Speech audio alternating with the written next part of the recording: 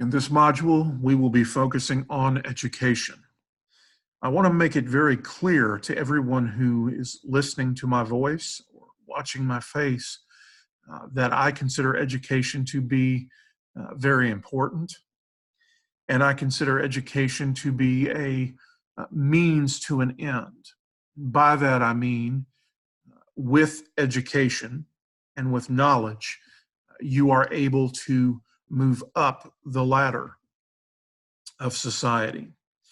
So therefore, when I talk about a lot of these problems that we're going to discuss, I want you to understand why I'm getting so upset, because I'm going to tell you right now, I'm probably going to.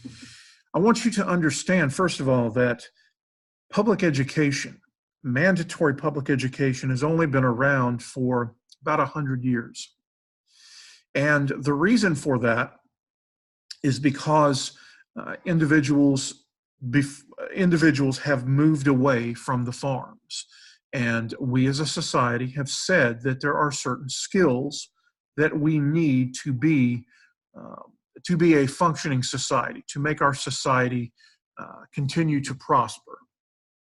But I want you to know that in terms of education, the two things that that sociologists or educators believe that are important to live in our society. We need individuals who are literate, and we need individuals who are numerate. Literacy means that you are able to read or write in your native language. And I will tell you that across the board, across this world, and over 7 billion people, I will tell you that 1 out of 7 people on this planet, or over 1 billion people, are illiterate. They're not able to read or write. Numeracy simply means that individuals are able to do basic mathematics. Now, I'm able to do basic mathematics in my head, and I also want to point out that despite what my teachers told me in K through 12, I have a calculator with me at all times. So take that, Miss Bailey, 8th grade algebra teacher. She told me that I wouldn't always have a calculator, so I'd have to learn to do it in my head. But we see that now things have changed. And I do want to point out that literacy and numeracy are skills that I think are very important, because especially literacy, these are the skills that are geared towards critical thinking. I want you to think about it. I want you to imagine if you were in a country where you did not speak the language, and you had to depend on someone to tell you what was going on, what the words meant, what the street signs said, what the menu said, directions, things like that. You would almost be in an imbalance of power. You would almost be dependent on that person and trusting of that person. Whereas if you can read things for yourself, you can actually learn to critically think. Okay?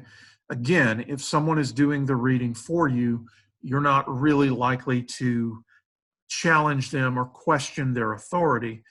You're just going to hope they know what they're talking about. So be aware of that. Be aware also that across the world, there are some people who do not value education, particularly for certain individuals.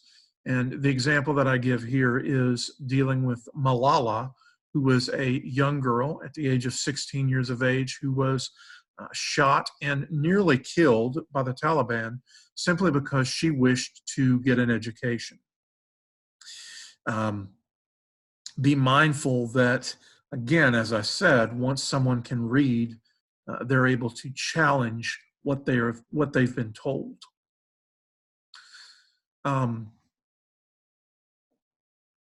Also would like to talk about educational attainment in terms of the percentages. Here in the United States now, the latest information that I have from the Census Bureau shows that about 90% of the people over the age of 18 years of age have a high school diploma. It's pretty impressive, especially when you go back about 100, 110 years ago, and you realize that only about 15% of the population at the time had a high school diploma. So the question I always ask, because I do this thinking that most people would probably not would look at me and ask me why I'm borrowing trouble. But my question is, and I ask myself this, is that increase a good thing? And I've had some students say, well, we could always go for 100%. We could go higher. And I suppose that's true. However, what we also need to realize is education, or a credential in this case, like a high school diploma or a bachelor's degree or even higher, is a lot like gold in the fact that it is valuable because it is rare. And I will mention this to you when we'll talk about this, when we talk about the quality of education later on. I just want to make it very clear to you that the high school diplomas of today are not necessarily of equal rigor of the high school diplomas of yesteryear. For that matter, the high school diplomas that you have today may be very different than the high school diplomas that your friends have. But we are seeing about 90% of the people in the United States over the age of 18 with a high school diploma. We're seeing about 1 in 3 individuals over the age of 25 with a bachelor's degree. And we're seeing about 10 to 15% of the people with a master's degree. Certainly as we go higher up, and we include such things as PhDs, EDDs, JDs, MDs, things of that nature, we are talking about a little bit more than 2% of the population with what they call a terminal degree. So we have to ask ourselves, at least I do, as to whether or not this is a good thing or not. And we'll answer that question when we talk about quality of education. Now, here is where I'm going to start getting a little bit animated because I'm talking about problems with education. So I'm going to get animated about it because I don't really like what's going on. And I get animated because we are talking about problems that are affecting children, and I don't like children being picked on. Violence in schools, it's a very real problem. Unfortunately, I'm sure if you read the news or turn on Facebook or whatever, I'm sure you know about the school shootings that have been going on throughout the last 20 years. It was very different when I was in school. There were not a lot of school shootings. If there was a problem between students, I don't know what the term is you guys use these days. It's catch these hands or something like that. But we fought and we fought and we made up after a couple of weeks, or if we didn't really make up, it was considered a non-issue. Nobody in my generation, and look, I'm not trying to sit there and say back in my day things were so much better, but it was just almost unheard of that there would be school shootings. And I've taught in high schools before where I have had to go through a metal detector. I've taught in high schools where they have the drug dogs making the drug searches, sniffing the lockers. And I've taught in high schools where everything was under lock and key, and there were dress codes. And I'm a college instructor. I'm not a high school instructor. I'm a college instructor. And they told me that I had to give my students a bathroom pass if they wanted to use the bathroom. Okay. And I just looked and I said, well, is this a high school or is this a prison? I'm sorry if that offends anybody, but it makes no sense to me. It absolutely blows my mind. It flabbergasts me. I can't believe it. But it's the reality of the world in which we live, which is a very violent world. And we need to do everything we can to make sure that our schools are safe for our children. Okay. Bullying, which is something else that gets under my skin. Bullying is simply where you are picking on someone who is unable or unwilling to fight back. They can be weaker than you, but they don't have to be. They're either unable or unwilling to fight back. So I want you to understand that bullying was a problem back in my day, but it was a little bit different. In my day, in my generation, when I was in school, when you were bullied, and I was bullied, and my bullies were not very smart, not very clever, if you will, because I got called names like Ed Nerd, right? Or Edward Parking Lot, or Edward Pardoofus, okay? So, like I said, the bullies that I had weren't exactly the most original people. I don't expect them to be doing very well in life if everything held true to form. But what I do want to say is that back in my day, at the end of the day, at the end of the school day, I could go home and I was done with it, at least until the next day. Thanks to social media, it's very difficult for children to be, it's very difficult for children to escape bullying, even once they leave school. Um, so if I could just throw this out there, there are a couple of situations I'd like to mention. There are some children who are being bullied to the point that they are killing themselves, which really, really, really offends me. And I'm trying to keep calm when I talk about this, but I go back to the case of a 13-year-old girl named Megan Meyer, who was catfished by another student, and this other student's mother that was acting as a catfish on MySpace. And Megan Meyer was 13 years old and catfished and told to go kill herself, and she did. Okay, so you got to keep in mind that stuff like that really gets under my skin, and I'm trying to be subdued, but it really is it's really upsetting for me. So be aware of that. Also, be aware that many individuals in high school who identify as LGBTQA or something other than heteronormative are more likely to be bullied, and they are less likely to report being bullied simply because they don't think anything will be done, or they think that they may be retaliated against, or something along those lines. So be aware that this is a real problem that's impacting children. Tracking, I want you to understand what tracking is. You will see tracking and bullying again on your final exam, but tracking is simply placing a child in an academic track or a series of classes based upon their perceived academic ability. So individuals who, I know many of you that are watching this video, many of you may have taken AP classes, so you may have been placed on a college track. There may be some students who are placed on vocational tracks. There may be some students who are placed in remedial tracks, what have you. I want you to understand this. It's not so much a incorrect thing as it is being used improperly. Okay. The fact of the matter is, we have seen, and I have actually done research on this, where I've actually read up on tracking, and certain schools that have gotten rid of tracking entirely, meaning that all students take the same curriculum, have actually done, the students have done very well. That eliminates a lot of teacher expectation or lack thereof.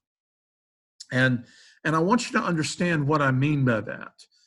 If you are looking at individuals that are placed in different tracks, there are a couple of things that we as educators and sociologists see. The first thing we see is that once a student is placed in a remedial track, that student is going to develop a sense of low self-esteem that's going to become associated with that. We're also seeing that teachers are not motivated to help bring students out of those remedial tracks. I mean, they're getting paid the same amount of money regardless, right? And we're also seeing that teachers are not holding their feet to the fire as they should. And here's something that we're seeing, and we've seen for the last 40 or so years, is that the majority of individuals, the majority of students who are in remedial tracks are racial and ethnic minorities, particularly African Americans and Hispanics. Now, here's what I want to point out to you, and I want you to think about this critically, if you will. This has been going on for 40 years, and it hasn't gotten better. In fact, in many ways, much of the research points to the fact that it's actually gotten worse. This education gap has gotten worse, okay? So, me being a critical thinker, I have one of two explanations for this, and you can feel free to agree or disagree or think of something on your own or what have you, but this is how I see it.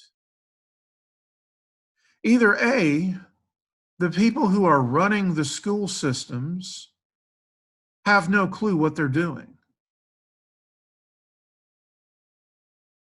or B, the people who are running the school systems are doing this on purpose. Now, I really don't care at this point, the motivation. I mean, at this point, to me, it doesn't matter. At this point, what needs to happen is the people who are running the show and the school systems need to get out of the way and make room for people who know what they're doing and are going to do a decent job for the students. I mean, if you think about it, these schools with no tolerance policies or zero tolerance policies for discipline problems, we're seeing that African American students, particularly African American males, are being suspended at anywhere from 3 to 8 times the rate of white students. And it's not because they violate the rules more. It's because these zero tolerance policies are not applied fairly. There is still discretion as to whether or not to suspend, expel, or remediates through some other means. This is problematic, and this is leading to what many sociologists and educators are calling the school to prison pipeline.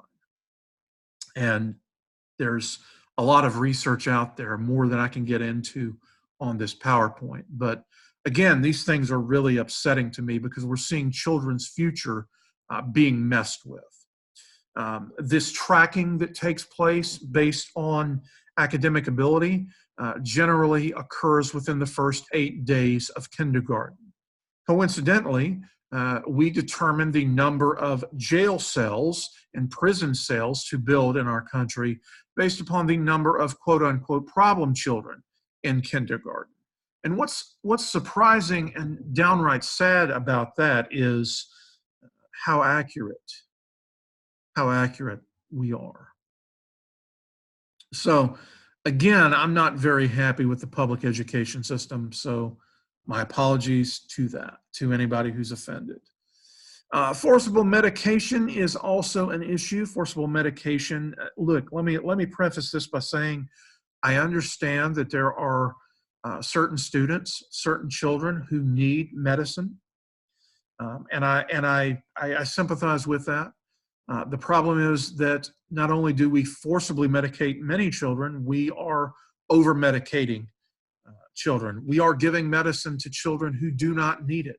I had a student last summer tell me that her 2-year-old daughter, that her doctor, or excuse me, her daycare worker, can't remember exactly, but the daycare worker, yeah, told her that she recommended that her 2-year-old daughter be placed on ADHD. I'm sorry, there's something wrong with that. When we look at children in kindergarten and we say that they are unable to sit still for 8 hours at a time and therefore they need medicine, instead of saying they can't sit still for 8 hours at a time because they're kids and that's normal for kids, we have a problem. We have a real problem in our society because not only are children being misdiagnosed, but they are being misdiagnosed by teachers who, correct me if I'm wrong, I don't really recall that being part of the education of a public school teacher, being able to diagnose conditions such as ADHD, ADD, things of that nature. But I will tell you this much: there is a financial incentive to get as many kids on personality altering medications as possible, because there is funding involved. So therefore, they want to get as many kids on medicine as possible, or at least it sure seems that way to me, okay? And I also want to point out that the problems that are associated with this include children killing themselves, the suicidal and homicidal ideologies. We're seeing a lot of information, a lot of studies out there that are asking the question about whether or not children who are on these medications are more likely to engage in violent behavior. Certainly, I know from my experience with criminal justice, I know of a case where that was the situation. So the question was asked, rather. So let's go ahead and talk about. Also, I want to mention, just before we go, I did include a video about forcible medication. If anybody's interested in watching it, you can see it. But I will have you know that some parents, I should say, have actually lost custody of their children because they've refused to put them on medication. Problems with education also include dropping out, and I want you to understand that dropping out is important. It's something that we need to avoid, because here in our society, we are a credentialed society, and a high school diploma is the bare minimum. I know that there are some people who have not graduated high school that have turned out financially well, but I also know there are some people who have won the Powerball. So just be aware of that. If you're not planning on winning the Powerball, or you don't have, family money to fall back on, it's probably a good idea that we get these kids to stay in school. Problems that are associated with why kids are dropping out include everything from being bored, hating school, not liking the teachers, not liking the curriculum, being bullied, to something as simple as needing to work for your family, work to support your family. So I want you guys to understand, though, that we need to keep in school, and we need to get as much education as we can. I'm not saying that everybody needs to go to college, but I'm certainly saying that everybody at least needs a high school diploma. And I also believe wholeheartedly that everybody needs at least higher education or a vocational trade, such as HVAC, plumbing, truck driving, heavy machinery,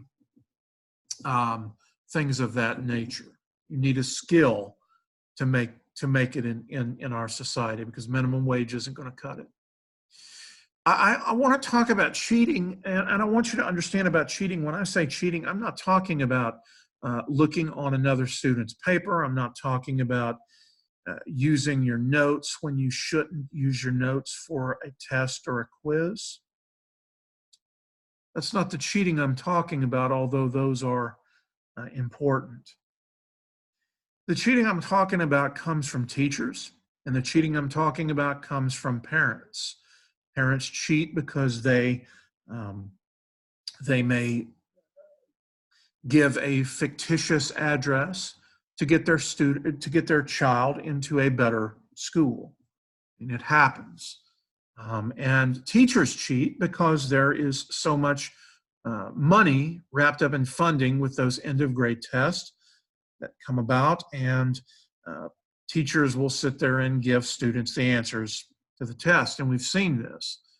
There are documented cases of this taking place, which is a natural segue into my next point, my next bone of contention of educational quality.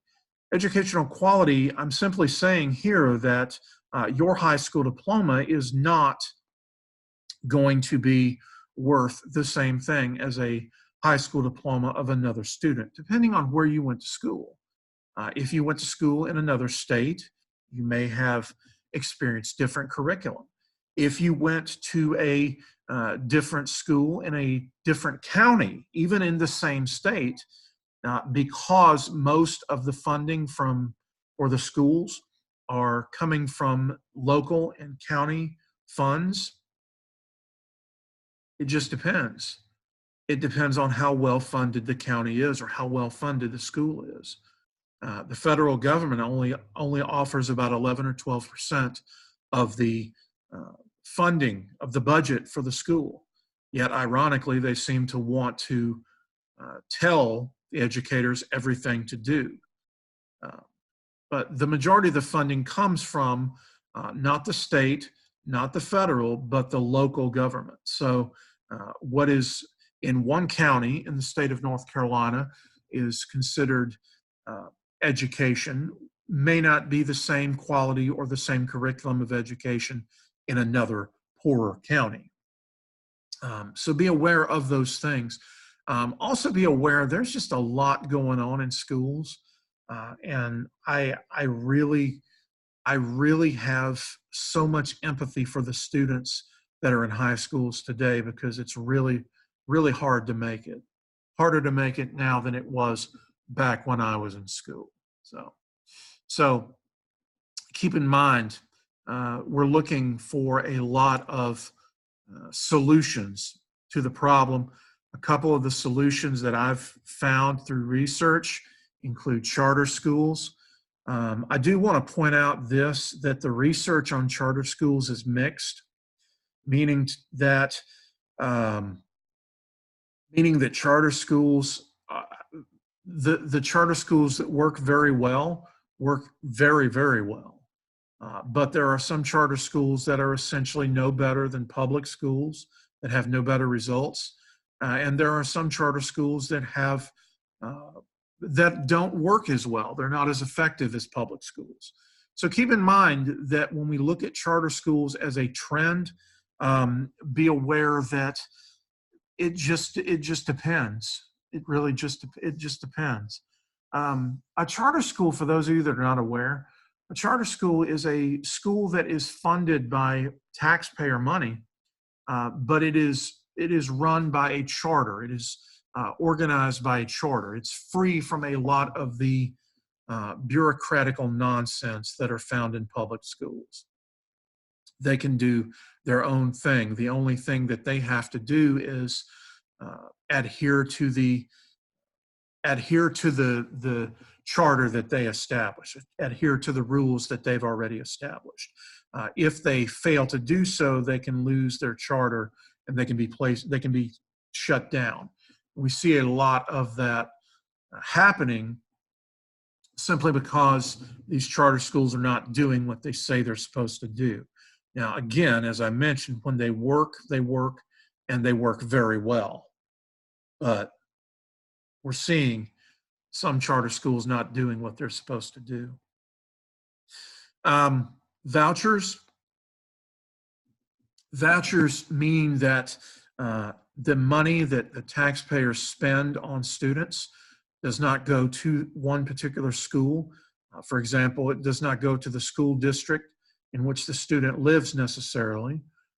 It goes with the student, so the student has choice of where they wish to go to school. And I will tell you that despite what some people may believe here in the United States, across the world, in other countries where they allow vouchers, students do very well. They also do very well. The other students also do very well, believe it or not. So be aware that that's an option. I mean, we're seeing that across the world. Maybe someday in the United States that will take hold here, but I can't be sure of that. We're also seeing a lot of students that are being taken out of public schools and either not being placed necessarily in private schools, but homeschooled. We're seeing. I think I read that there were about a little over 1 million students in the United States who were homeschooled. Some of you may have been listening to this. I just want to point out I was a product of the public school system. and I was not a fan of it. I really wish I could have been homeschooled simply because, well, I just did not have a good experience in public school, and let's leave it at that. Okay. So be aware that these are some trends in education, and be aware that all of these have their pluses and minuses out there. If we look at higher education, community colleges, dual enrollment, and early college, I want you to understand that the community college, for my money, is the best value for education that you could get. I mean, you are getting a college education at a fraction of the cost. The community college also offers vocational training. It offers continuing education, high school completion, English as a second language, all kinds of community-related activities. Here in the state of North Carolina, we have 58 community colleges. Gaston College is one of them. So is Central Piedmont Community College. And just know that these are excellent values, because you can either end with a terminal, or you can either end with a terminal 2-year degree from a community college, or you can take a 2-year degree and transfer that to a 4-year university, again, at a reduced cost. Dual enrollment is where students are enrolled in high school and college courses simultaneously. I have many dual enrollment students in all of my sociology classes. And let me say this about dual enrollment: I absolutely would have jumped at the chance if I were a high school student, because number one, it is free, and free is my favorite word, or one of my favorite words. Dual enrollment is very, very, very important, I think, because it is getting, the students are getting a lot more for their money, and they're going to have a head start if they wish to pursue college. And there's also the early college. I know many students in, I don't know if it's what it's called, depending, it changes names depending on which college or which community college you go to, or which high school you are associated with. Many of my students are involved in what they call middle college. Middle college means that they will take an additional year of high school and come out with an associate's degree, a 2-year degree, free of charge, again, which I think is a wonderful thing. Keeping in mind that 90% of the people 18 and over in this country have a high school diploma, this is going to give many students in middle college, early college, whatever, it's going to give them a heads up in getting their degree. And I think that's absolutely wonderful. Again, I would have jumped at the chance if I had it when I was growing up. Online learning, we're seeing more students taking online courses. We're seeing more students taking online degree programs entirely online. The thing with online learning is you need to understand that it's not for everyone. Here are some things here on this slide. You need to be independent, self-directed, engaging, focused on doing your work anytime, anywhere, and it should be a student-centered learning. I mean, that's what it's about, really. It's all about the students. Keep in mind that there are many diploma mills out there, many degree programs out there that are, just no nice way to say this, bogus. But there are also a lot of quality, recognized,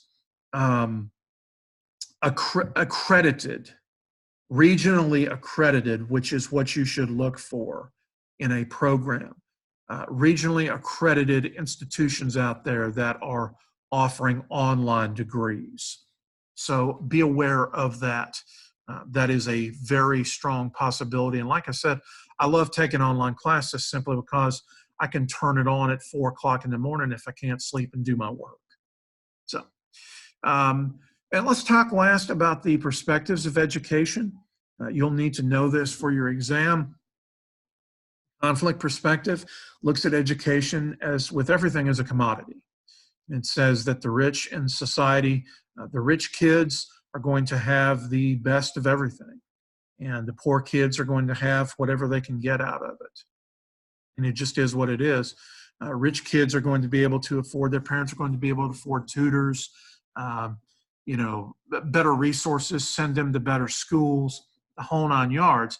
Also want to mention, when we talk about conflict perspective or theory of education, the situation with Lori Loughlin and Felicity Huffman and their kids just absolutely floors me, just absolutely blows my mind. I can't believe that these people took all that money and instead of using that money in a way that would benefit their children, decided they were going to take a cheap shortcut.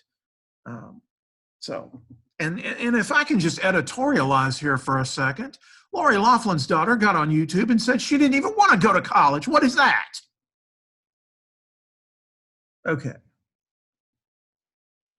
Symbolic interaction looks at the relationship between the teacher and the student, as well as the student and his or her fellow students, and the labels that are associated with that. If any of you have ever read an article called The Saints and the Roughnecks, you know what I'm talking about. These labels of problem children or roughnecks or good students and or saints are going to follow these students, follow these kids long after they get out of high school. Just be aware of that. Being labeled as a class clown, a troublemaker, a problem student, a remedial student, a gifted student, whatever, that's going to impact not only the teacher's perception and expectation of them, but it's also going to impact the student's self-esteem. Last but not least is the structural functionalist perspective of education, by which we mean the purpose of education in society is to turn out skilled workers. When this does not happen, we experience a dysfunction. And we're seeing a lot of that because we're seeing a lot of students graduating high school or getting a diploma, not able to read or write, not able to do basic math. In fact, what we're seeing across the board in education is students who come out of high school going directly into college, many of them have to enroll in remedial math or English courses. So the question is, how good of a job are our schools doing at making sure that our students are able to join the workforce? And that's all I have for this module, and I will see you online.